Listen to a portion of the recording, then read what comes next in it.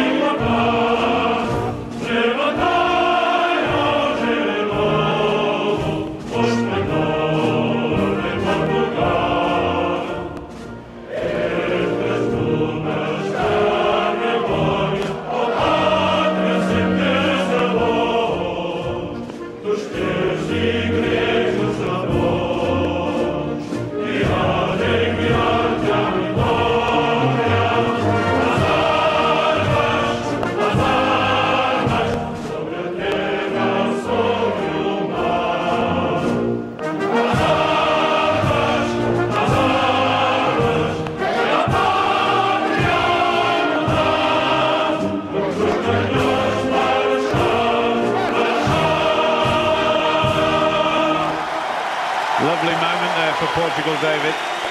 Well, a lot of people saying that this World Cup should be reduced to 16 teams. Ask any of those guys, they'd disagree with you. And next, of course, it will be Flower of Scotland. And you could expect exactly the same sort of emotion.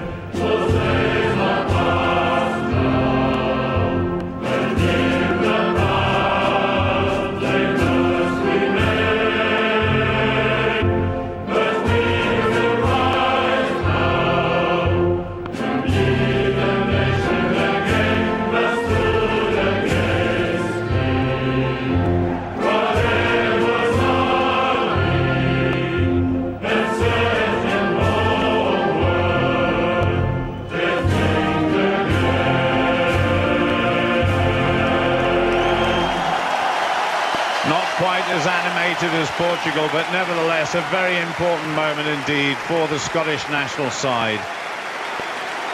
So both teams about to get their World Cup campaign underway.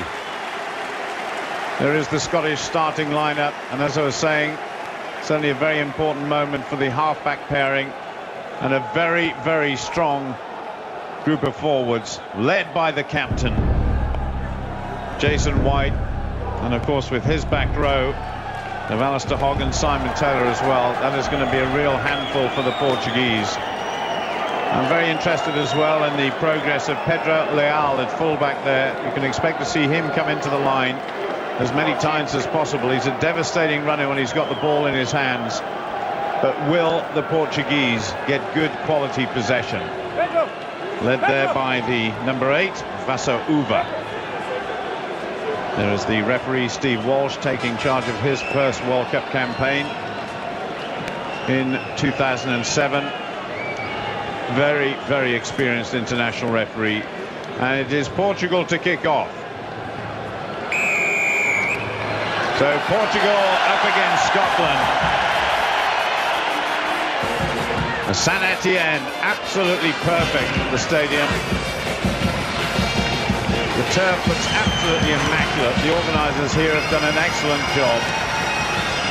40 minutes each way, of course, and already the bagpipes are playing. Yeah, good take by Alistair Hogg at the start. And I think expect Scotland just to try and control the pace of the game, to dictate where they play it. A bit of tactical kicking going on, rather than play hare and scare in start. I think if they fall into the trap, don't play hare and scare from the beginning, they might play into Portugal's hands. Oh, that was well stolen there. That was Jason White, the skipper. So Scotland on the march already. keeping it tight in the midfield, and the forwards just a little bit slow in arriving there. But recycle, trying to send it out wide. Good charging run there by Simon Taylor, wearing the scrum cap. Portuguese just being careful not to get offside. Big looping pass. That was well seen. There's the fullback, the big man, Roy Lamont.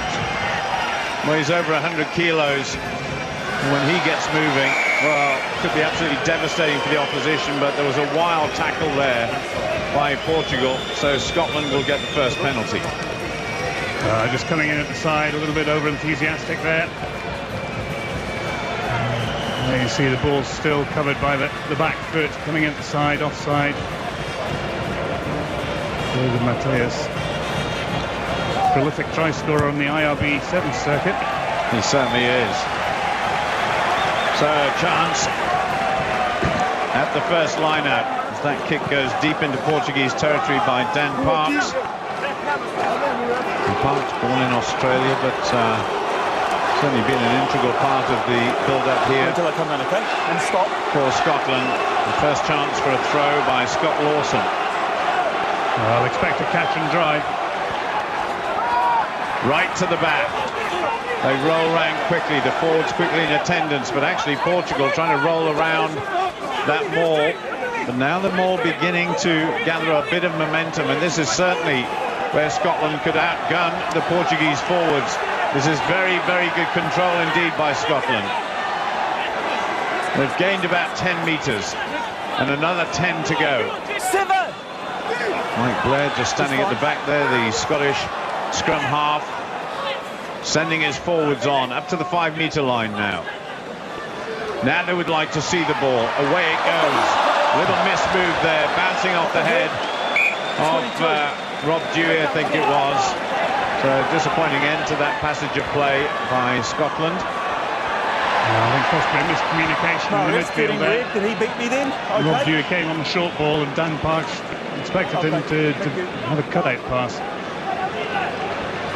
There's the Portuguese scrum half, almost making a mess of it. So that goes deep. Down his feet, but eventually tackled. Little chip through there by Dan Parks. Saw a good little bit of space there. Bit too far. So back to the 22 for a dropout. Well, Parks a little bit unlucky there. Just a bit too much on that kick, but it's the right thing to do. Kick for the corners, make Portugal play from inside their own 22 or 30 yards from their line. Make them feel the pressure. Well, certainly no sign, David, of Portugal being intimidated here.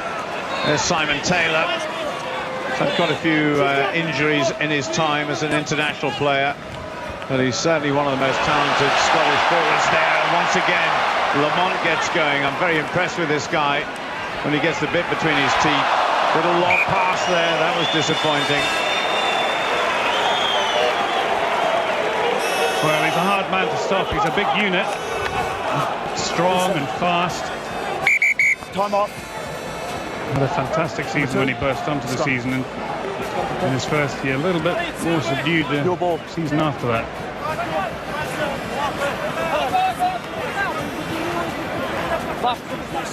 So the first injury of the game, just on 5 minutes. Not too severe there. I think that is the second row forward, David Penalva. Actually born in France, but has spent most of his life playing rugby in Portugal, or most of his rugby playing life in Portugal rather than France.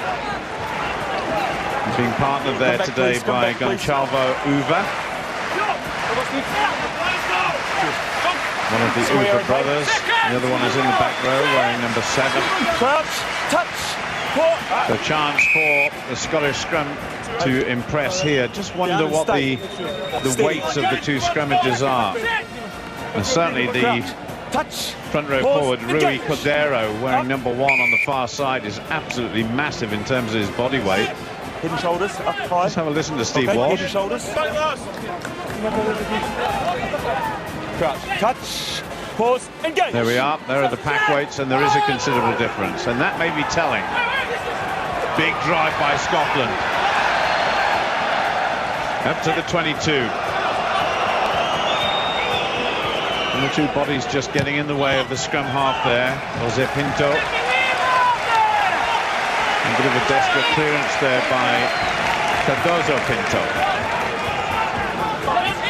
Well, 6 minutes gone. Sorry, David. You can see Portugal is completely fired up for this encounter. The first big international against a recognised side in the Rugby World Cup. Great take there. That was at number 6 by Jason White. Once again, as Lamont comes in off his wing. And certainly every time Lamont gets the ball, he really manages to produce something special. Now Scotland are on a bit of a roll here. This could be dangerous for Portugal into the 22. Didn't quite have the space to operate in there, though. Good passing. And if they could have slipped that away to Alistair Hogg, could have been dangerous. And Scotland on the counter-attack now. This guy can motor. Simon Webster. Good tackle. That was a brilliant tackle there by Uba. Good chip through.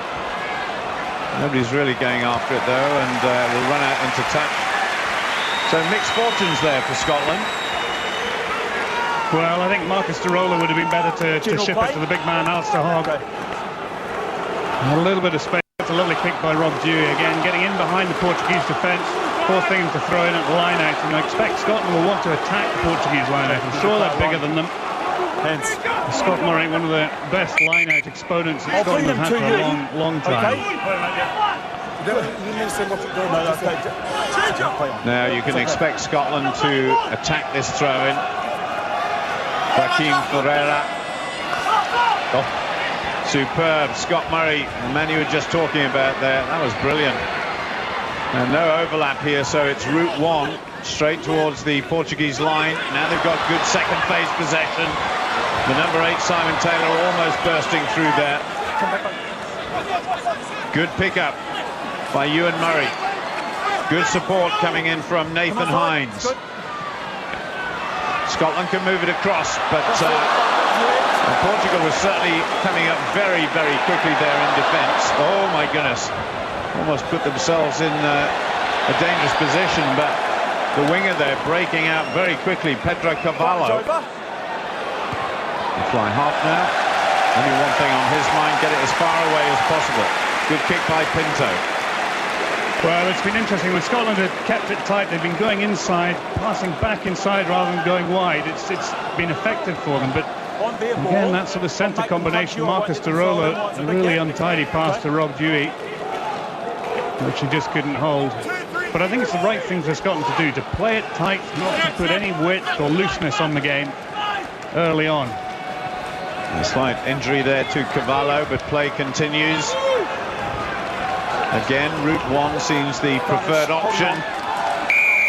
That was Marcus Tirola, but hanging on to the ball there. And 1 or 2 little simple errors creeping into Scotland's performance at the moment. We'll have to tidy that up because Portugal are being very, very competitive.